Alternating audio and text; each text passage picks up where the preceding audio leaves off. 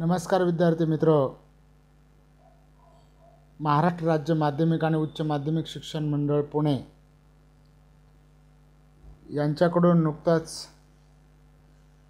इयत्ता 12वीच्या मराठी युवक भारती या विषयाचा कृतीपत्रिकेचा आराखडा नुकताच प्रसिद्ध करण्यात आला। त्याची चर्चा आपण करतो। ही आपली दुसरी तासिका। यापूर्वीच्या पहिल्या तासिकेमध्ये आपण घटकनिहाय गुणविभागणी आणि कृतीपत्रिकेचा आराखडा पाहिला। एकंदर आपल्या कृतीपत्रिकेमध्ये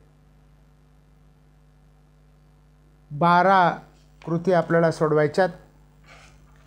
कृती नंबर 1 मध्ये 3, कृती नंबर 2 मध्ये 3 अ आ इ हे उपकृती क्रमांक।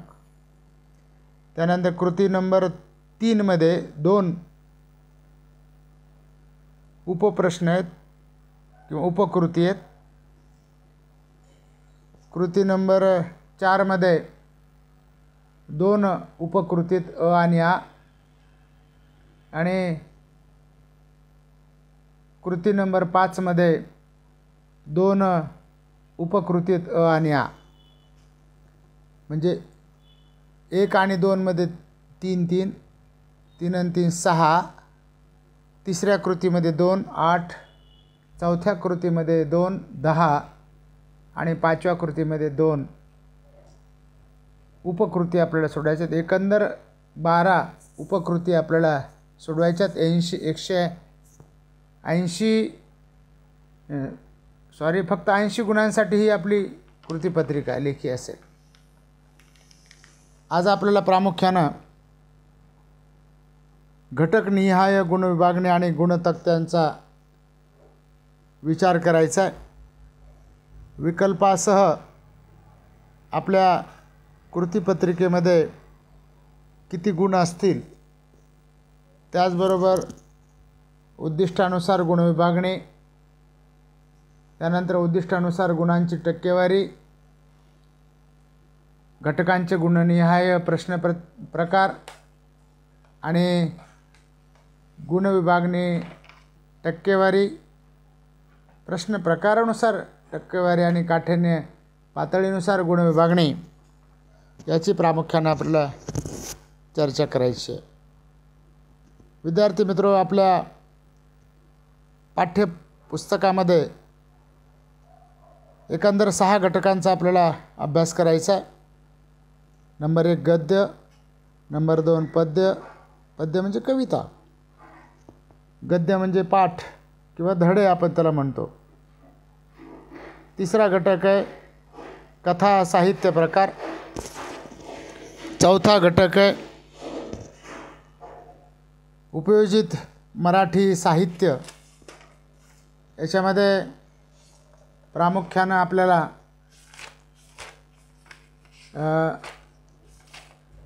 मुलाखत, माहितीपत्रक, अहवाल लेखन या घटकांचा अभ्यास करायचा। त्यानंतर व्याकरणामध्ये वाक्यप्रकार आणि वाक्य रूपांतर, समास, प्रयोग, अलंकार या घटकांचा अभ्यास करायचा। आणि त्याच्यामध्ये लेखनामध्ये निबंध लेखन हा एक घटक आपल्याला आहे। जे पाठ आहेत, ज्याला गद्य विभाग आपण म्हणतो, धडे किंवा पाठ, हे 20 गुणांसाठी आहेत। त्याची एकूण टक्केवारी येते 25% एवढा भारांश गद्य पाठांसाठी देण्यात आलेला आहे। त्याच्यामध्ये विकल्प गुण 8 गुण आहेत आणि विकल्पासह गुण 28 आहेत। म्हणजे विकल्पासह 35% भारांश त्याला देण्यात आलेला आहे।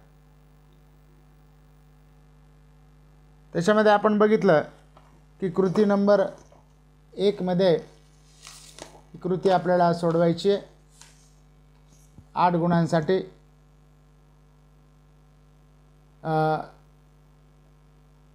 3 आणि 3 6 कृती त्याच्यामध्ये आपल्याला सोडवायच्यात 8 गुणांसाठी. त्यानंतर पद्य विभागामध्ये 16 गुण आहेत आपल्याला कवितेसाठी. 20% भारांश त्याला देण्यात आलेला आहे, शेकडा 20. त्याला विकल्प गुण 4 आहेत, म्हणजे जास्तीचं विकल्पासह 20 गुण आहेत बघा. पर्यायी 4 गुण जास्त दिलेले आहेत. विकल्पासह गुण 20 आहेत आणि विकल्पासह त्याचा भारांश 25% आहे. त्यानंतर तिसरा जो साहित्य प्रकार आहे कथा साहित्य प्रकार, याला 10 गुण आहेत. 12.50 म्हणजे 12.5% एवढा भारांश त्याला देण्यात आलेला आहे. 6 गुण त्याच्यामध्ये विकल्प असतील. विकल्प म्हणजे जास्तीचे गुण. आपल्याला 80 गुणांची प्रश्नपत्रिका सोडवायची. शक्यतो जे वस्तुनिष्ठ आणि लघुत्तरी प्रश्न असतील ते जास्तीचे विकल्पासह सोडले तर हरकत नाही, परंतु जे दीर्घोत्तरी प्रश्न आहेत, मोठे प्रश्न आहेत, ते आपण विकल्प सोडवता कामा नये. काही गरज नाही आपल्याला सोडवायची. कवितेवर विकल्पासह गुण 20 आहेत आणि कथा साहित्य प्रकार विकल्पासह गुण 16 आहेत. विकल्प गुण 6 गेले म्हणजे 10 मार्क्स त्याला ठेवलेले आहेत आणि एकूण विकल्पासह त्याचा भारांश 20% आहे. त्यानंतर उपयोजित मराठीचे साहित्य आपल्याला मुलाखत, माहितीपत्रक, अहवाल लेखन, यावर आपल्याला 14 गुणांच्या प्रश्नाचे उत्तरं लिहावं लागतील किंवा कृती आपल्याला सोडवाव्या लागतील. त्याला 17.5% भारांश दिलेला आहे. विकल्प पुन्हा 14 गुणांसाठी जास्तीचे प्रश्न आहेत त्यामध्ये विकल्पासह. एकूण 28 विकल्पासह गुण असतील आणि 35% भारांश विकल्पासह देण्यात आलेला आहे. व्याकरण जे घटक आहेत त्यामध्ये वाक्यप्रकार, वाक्यरूपांतर, समास, प्रयोग आणि अलंकार हे प्रत्येकी त्या ठिकाणी 2-2 गुणांसाठी आहे.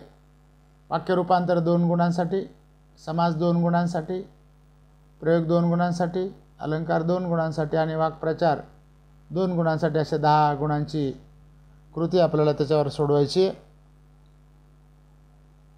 यावर विकल्पासह काही कृती नसतील तिथं, म्हणजे पूर्णचे पूर्ण कृती आपल्याला सोडवाव्या लागतील. तिथे कंपल्सरी आहे, अत्यावश्यक सोडवणं. जर ते आपण कृती सोडवली नाही तर तेवढे आपले गुण कमी होऊ शकतील. म्हणून व्याकरण 10 गुणांसाठी ते आपण पूर्ण व्यवस्थित सोडवलं पाहिजे. त्यामध्ये आपल्याला पैकीच्या पैकी गुण पडतात, पडले पाहिजेत. त्यानंतर निबंध लेखन 10 गुणांसाठी मोठा दीर्घोत्तरी प्रश्न, जी कृती आपल्याला सोडवायची. 5 पैकी एका कृतीचं उत्तर आपल्याला तिथं लिहायचं आहे. 5 निबंध तिथे दिलेले असतील. वर्णनात्मक एक निबंध असेल, व्यक्तिचित्रणात्मक एक निबंध असेल किंवा आत्मवृत्तात्मक निबंध असेल किंवा कल्पनाप्रधान आणि वैचारिक विषयावर आधारित निबंध असतील. त्यापैकी आपल्याला आवडत्या एका विषयावर सुमारे 200 ते 250 शब्दामध्ये आपल्याला निबंध लेखन करायचं. याच्यामध्ये विकल्प नाही आहे, विकल्प असे जास्त गुण नाही आहेत, पर्याय नाही. एकच निबंध आपल्याला लिहायचा आहे आणि एकच जो आपल्याला चांगल्या प्रकारे सोडवता येतो तो एकच निबंध आपण त्याचं उत्तर चांगल्या प्रकारे सोडवलं पाहिजे. विद्यार्थी मित्र, आपल्या कृतीपत्रिकेमध्ये आपल्याला उद्दिष्टानुसार काही गुणविभागणी त्या ठिकाणी दिलेली आहे. कोणती उद्दिष्टे त्यातून आजमावली जातील, अपेक्षित असतील, त्यामध्ये आकलन, उपयोजन, कौशल्य हे 3 उद्दिष्ट आपले आहेत. तर पाठावर 12 गुणांसाठी आकलन असेल, म्हणजे पाहून शोधून निरीक्षण करून आपल्याला लिहायचं आहे. उपयोजन म्हणजे आपल्याला त्याचा वापर किती करता येतो प्रत्यक्षात, ती उपयोजनावर कृती असेल 4 गुणांसाठी. आणि 4 गुणांसाठी कौशल्यावर असेल. असं पाठ जे आहेत एकंदर 20 गुणांसाठी आहेत. ज्या कविता आहेत, पद्यविभाग आहे, आकलनावर 4 असतील गुण, उपयोजनावर 6 असतील, कौशल्य घटकावर आधारित 6 गुणांचे कृती असतील. असे 16 गुण कवितेसाठी असतील, पद्य विभागासाठी असतील. कथा साहित्य प्रकारामध्ये आकलनावर 4 गुण असतील, उपयोजनावर 3, कौशल्य या घटकावर आधारित 3 गुण आजमावले जातील, उद्दिष्ट. असे एकूण 10 गुण या कथा साहित्य प्रकारासाठी असेल. उपयोजित मराठी साहित्यामध्ये आपल्याला जे काही मुलाखत, माहितीपत्रक आणि अहवाल आहे, यातला जो 4था घटक आहे वृत्तलेख, हा यावर्षीच्या अभ्यासक्रमातून वगळण्यात आलेला आहे. तर 3च घटकावर आधारित आकलन यावर 4 गुण असतील, उपयोजनावर 5 आणि कौशल्य या घटकावर 0 गुण त्या ठिकाणी आजमावले जातील. एकूण गुण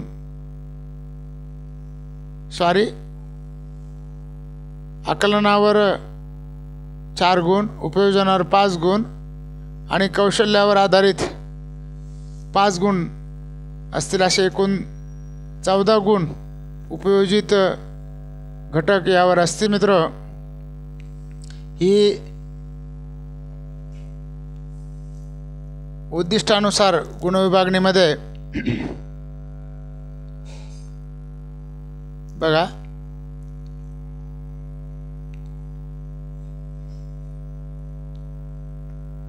व्याकरणावर आकलनावर 5 गुण असतील, उपयोजनावर 5 गुण असतील आणि कौशल्यावर 0 गुण असतील. असे एकूण व्याकरण आपल्याला 10 गुणांसाठी असेल.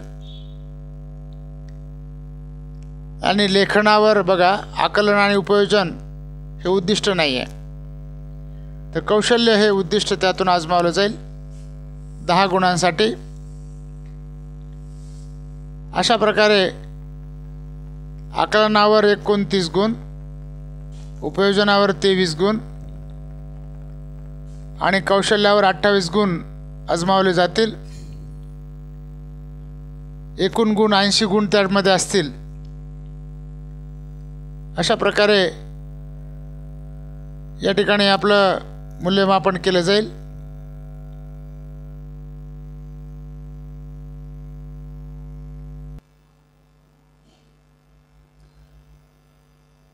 विद्यार्थी मित्र, आपण विकल्पासह घटक निहाय गुणविभागणी बघितली आणि उद्दिष्टानुसार गुणविभागणी बघितली. आता आपल्याला उद्दिष्टानुसार गुणांची टक्केवारी पाहायची. बघा, आपल्या कृतीपत्रिकेमध्ये आकलनावर 29 गुण असतील, उपयोजनावर 23 गुण असतील, आणि कौशल्य घटकावर 28 गुणांचे कृती विचारल्या जातील. असे एकूण 80 गुणांची आपली कृतीपत्रिका असेल. आकलन या घटकावर बघा 36.25 इतका भारांश दिलेला आहे. उपयोजनावर 28.75 इतका भारांश दिलेला आहे, 7.5. कौशल्य घटकावर 35% इतका भारांश दिलेला आहे, असे 100%, 100%, 100% असे भारांश दिलेला आहे. आकलनावर विकल्प गुण 4 गुण असतील आणि विकल्पासह गुण 33 असतील. उपयोजनावर विकल्प गुण 14 असतील आणि विकल्पासह गुण 37 असतील. तर कौशल्य घटकावर आधारित 14 गुण विकल्पावर असतील आणि विकल्पासह गुण असतील 42. आकलन या घटकावर एकूण 41.25% इतका भारांश असेल. उपयोजनावर 46.25 इतका भारांश असेल आणि कौशल्यावर 52.50% इतका भारांश असेल. 140% इतका भारांश आपल्या उद्दिष्टानुसार आपल्या पत्रिकेमध्ये देण्यात आलेला. गुणनिहाय प्रश्न प्रकार आपल्याला बघायचे आहेत घटकांचे. आपल्या पाठ्यपुस्तकामध्ये गद्य जे आहेत त्यामध्ये वस्तुनिष्ठ, लघुत्तरी आणि दीर्घोत्तरी असे 3 प्रकारचे प्रश्न असतील. त्यामध्ये पाठ जे आहेत त्यामध्ये वस्तुनिष्ठ प्रकारामध्ये 1 गुणांसाठी प्रश्न विचारले जाणार नाहीत. 2 गुणांसाठी प्रश्न विचारले जातील. 6 गुण त्याला असतील, म्हणजे 3 कृती तिथं लिहावं लागतील आपल्याला. लघुत्तरी एकही बघा 2 गुणांसाठी एकही विचारले जाणार नाही. 3 गुणांसाठी एक विचारले जाणार नाही. 4 गुणांसाठी 2 लघुत्तरी कृती विचारल्या जातील, म्हणजे 2-2 गुणांसाठी लघुत्तरी कृती असतील. आणि दीर्घोत्तरी प्रश्न प्रकार गद्य विभागावर पाठावर विचारले जाणार नाहीत. असे एकूण प्रश्नसंख्या 8 असेल आपल्या कृतीपत्रिकेमध्ये. पद्य विभागावर किंवा कवितेवर वस्तुनिष्ठ 1 गुणांचे प्रश्न नसतील, 2 गुणांचे 2 असतील आणि लघुत्तरी 4 गुणांचे 3 प्रश्न असतील. अशी एकूण प्रश्नसंख्या 5 असेल. कथा साहित्य प्रकार जो आहे 1 गुणांचे 2 प्रश्न असतील आणि 2 गुणांसाठी 1 वस्तुनिष्ठ प्रश्न विचारला जाईल. लघुत्तरीमध्ये 3 गुणांचे 2 प्रश्न विचारले जातील. अशी एकूण प्रश्नसंख्या आपली 5 असेल. उपयोजित मराठी साहित्य प्रकारामध्ये आपल्याला त्या ठिकाणी मुलाखत, माहितीपत्रक आणि अहवाल हा जो घटक आहे याच्यामध्ये वस्तुनिष्ठ स्वरूपाचे प्रश्न नसतील. लघुत्तरी 2 गुणांचे 2 प्रश्न असतील आणि 5 गुणांचे 2 प्रश्न, 5 गुणांसाठी 2 प्रश्न असतील. एकूण प्रश्नसंख्या 4 असेल. व्याकरण जे आहे यामध्ये वस्तुनिष्ठ प्रकारामध्ये 5 प्रश्न विचारले जातील 2 गुणांसाठी. एकूण प्रश्नसंख्या 5 असेल. आणि लेखनामध्ये निबंध लेखन यामध्ये 10 गुणांसाठी 1 प्रश्न असेल. अशी एकूण प्रश्नसंख्या आपल्या कृतीपत्रिकेमध्ये 28 असेल. 1 गुणांसाठी 2 आणि 2 गुणांसाठी 14 वस्तुनिष्ठ प्रश्न असतील. लघुत्तरी 2 गुणांसाठी 2, 3 गुणांसाठी 2, 4 गुणांसाठी 5, 5 गुणांचे 2 आणि 10 गुणांचा 1 अशी एकूण प्रश्नसंख्या आपल्या कृतीपत्रिकेमध्ये 28 असेल. त्यानंतर विद्यार्थी मित्र, घटकांची प्रश्न प्रकारानुसार गुण विभागणी टक्केवारी आपल्याला पाहिजे. बघा, पाठ जे आहेत ते 2 गुणांसाठी वस्तुनिष्ठ 12 त्या ठिकाणी गुण आहेत. लघुत्तरीसाठी 8, 12 आणि 8 20. त्यानंतर कवितेमध्ये वस्तुनिष्ठ 4 प्रश्न आहेत आणि लघुत्तरी 12 आहेत. 12 आणि 4 16. कथा साहित्य प्रकारामध्ये 1 गुणांसाठी वस्तुनिष्ठमध्ये 2 गुण आहेत आणि 2 गुणांचे 2 गुण आहेत. पुन्हा 2 प्रश्न आहेत. टक्केवारी त्याची 10% आहेत. म्हणजे चौथा जो प्रकार आहे तर म्हणजे लघुत्तरी 2 गुणांची 4 प्रश्न असतील आणि दीर्घोत्तरीमध्ये 5 असतील. 5 गुणांचे 5, 5 गुणांचे 10, 10 आणि 4 14 असतील. त्यानंतर बघा, व्याकरणामध्ये 2-2 गुणांचे 10 गुणांसाठी प्रश्न असतील. बघा, एकूण गुण 10 आणि लेखनामध्ये दीर्घोत्तरी 10 गुण अशी. बघा, वस्तुनिष्ठ एकूण गुण 30, त्यानंतर लघुत्तरी एकूण गुण 30 आणि दीर्घोत्तरी एकूण गुण 20. टक्केवारी येते वस्तुनिष्ठेची 37.5%, लघुत्तरीची 37.5% आणि दीर्घोत्तरीची 25%. त्यानंतर बघा, प्रश्न प्रकारानुसार गुण विभागणी पाहिजे. वस्तुनिष्ठ त्याचे गुण आहेत 30, टक्केवारी 37.5%. विकल्प त्यामध्ये नाही आहे आणि विकल्पाचा गुण 30 आहेत. लघुत्तरी 30 गुण असतील, त्याची टक्केवारी असेल 37.5%. विकल्प 22 गुणांचा असेल. विकल्पाचा गुण 52 असतील, 65% एवढी टक्केवारी असेल. दीर्घोत्तरी 20 गुण असतील, 25% इतकी टक्केवारी असेल.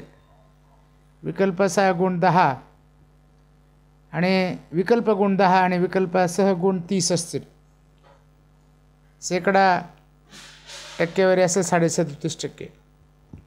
असे एकूण गुण 80 आणि भारांश त्याला दिलेला आहे. बघा, प्रश्न प्रकारानुसार 100%. विकल्प 32 गुणांचा, विकल्पासह 112 गुण आहेत. 140% एवढा भारांश दिलेला आहे. काठिण्य पातळीनुसार त्याची गुण विभागणी बघा. पाठावर आधारित, गद्यावर आधारित सोपे 12 गुणांचे प्रश्न असतील, कृती असतील. मध्यम 8 गुणांचे असतील, कठीण 0 गुण आणि एकूण 20 गुण. याची टक्केवारी 25% असेल. पद्य जे कवितेवर सोप्या कृती असतील 8 गुण, मध्यम 4 आणि कठीण 4 असतील. एकूण 16 गुणांच्या कृती असतील. कथा साहित्य प्रकारामध्ये सोप्या कृती असतील 4, मध्यम प्रकारच्या कृती असतील 6 आणि कठीण प्रकारच्या कृती त्यामध्ये नसतील. एकूण 10 गुणांसाठी कृती असतील. उपयोजित मराठीमध्ये सोप्या कृती असतील 4, मध्यम प्रकारच्या कृती असतील 10, कठीण प्रकारच्या कृती असतील 0. एकूण कृती 14 गुणांसाठी असतील. व्याकरण घटकावर आधारित सोप्या कृती असतील 5, त्यानंतर मध्यम कृती असतील 5, आणि कठीण प्रकारच्या कृती 0 गुणांच्या असतील. निबंध लेखनासाठी बघा, मध्यम आणि सोपे अशा प्रकारचे गुण त्याच्यामध्ये नाहीत. तर कठीण पातळीवरला हा त्या ठिकाणी कृती असेल. एकूण सोपे जे प्रश्न आहेत 33% भारांश दिलेला आहे त्याला. टक्केवारीमध्ये 41.25. त्यानंतर काठिण्य पातळीनुसार गुणविभागणीमध्ये एकूण गुण मध्यम प्रश्न जे असतील ते 33 गुणांचे, भारांश झाले 41.25. कठीण जे असतील ते 14 असतील आणि 17.5% इतकं त्याला त्या गुणांचा भारांश आहे. एकूण 100% गुणविभागणी त्यामध्ये करण्यात आलेली. पाठाला 25%, पद्य विभागाला 20%, कथा साहित्य प्रकाराला 12.5%, उपयोजित मराठी साहित्याला 17.5%, व्याकरणाला 12.5%, निबंध आणि लेखनासाठी 12.5%, असं काठिण्य पातळीनुसार गुणविभागणी 100% करण्यात आलेली. तर अशा प्रकारे विद्यार्थी मित्र, ही जी आपली कृतीपत्रिका आहे, या कृतीपत्रिकेचं त्या ठिकाणी आराखडा